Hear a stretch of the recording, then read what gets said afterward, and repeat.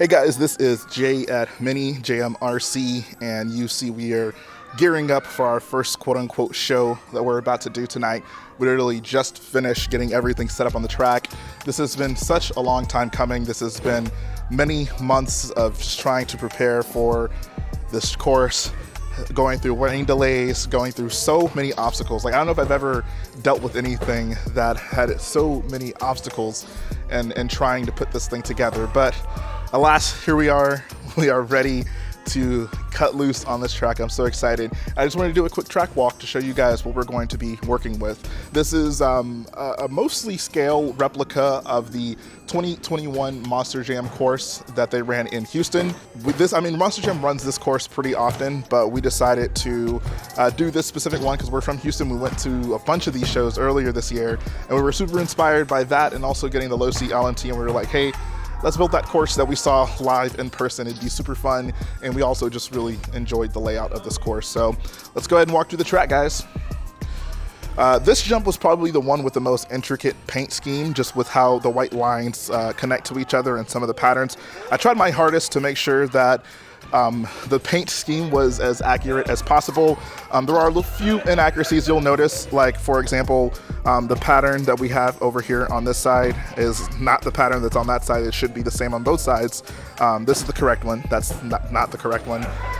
And if you guys hear the noise in the background, my neighbors are literally having a party over there, which is actually pretty funny. But hey, you know, it is what it is. Hopefully they're having a good time. I'm having a good time back here.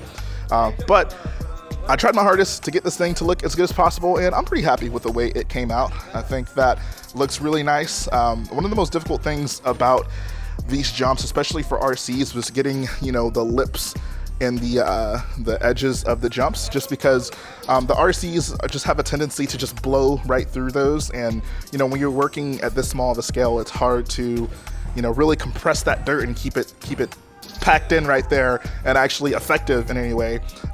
So it was a lot of trial and error, but the way we have it configured now, it's been compacted, it's been wet, it's been dried, and should hold up through the event we're about to have. So looking forward to that.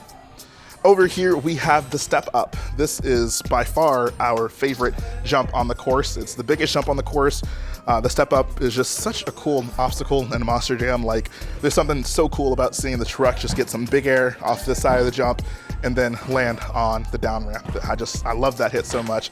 Can't wait to get some nice air with the low Cs once we bring those out here.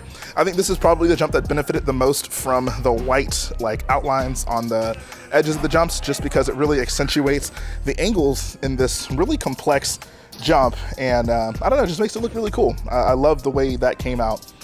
Over here we have the transfer jump. This is another one of our favorite jumps, just because it's at such a peculiar place on the track, and you know, there's no logical down ramp, right? The goal is basically to either clear you know, this entire row of jumps or land somewhere on top of them, and it creates for some pretty interesting looking hits. So super excited to get full speed on that one and see where we end up with on the track. Now we have the racing lanes. You can see we've also implemented the racing lines on the ground, trying my best not to step on them or move too much dirt on them. So we got two racing lanes right here.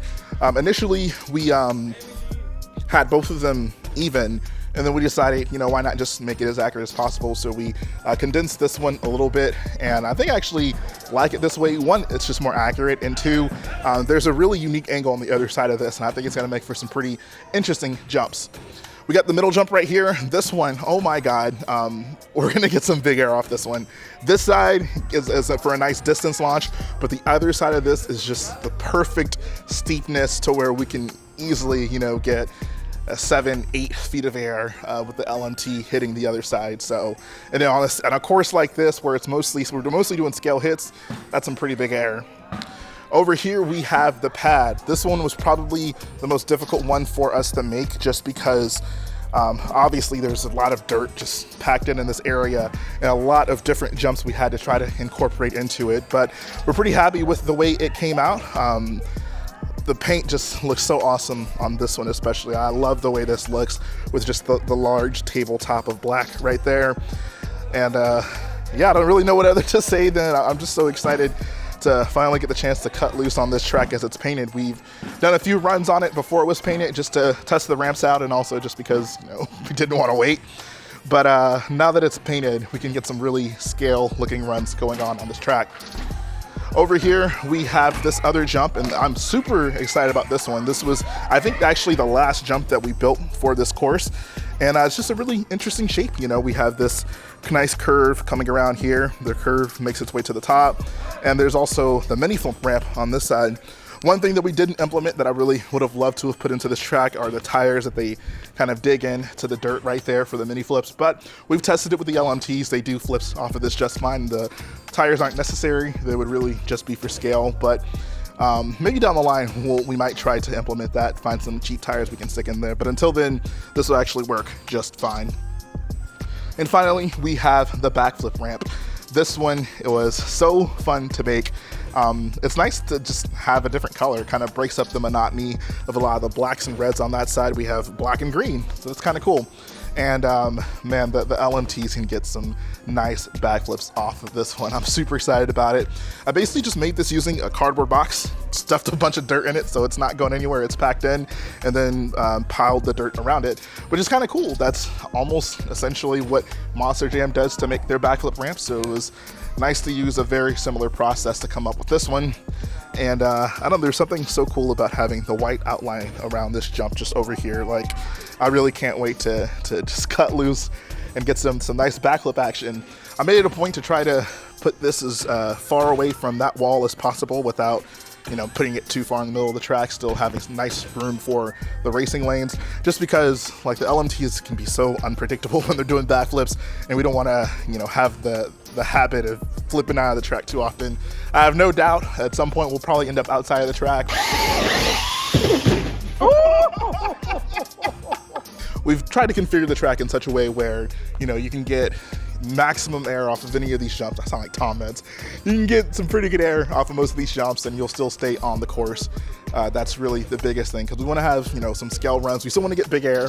We'll probably get bigger than scale air, but we still want to stay on the course. We want to keep it as closest to the realm of realism as possible while still having a bunch of fun. So hopefully you guys enjoyed the track walk. Like I said, this has been such a long time coming. We've been working on this for around 3 months now, which is insane. Like, I never would have imagined this process would take so long. I've put so much money, effort, time into this. I'll probably do another in-depth video explaining how, you know, the steps we took to get to this point, because it was a lot of trial and error.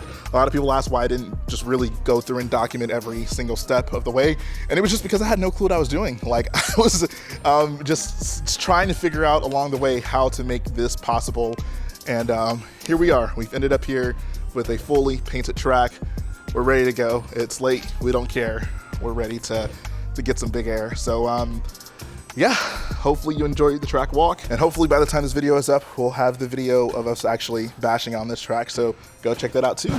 And we are signing off now, guys.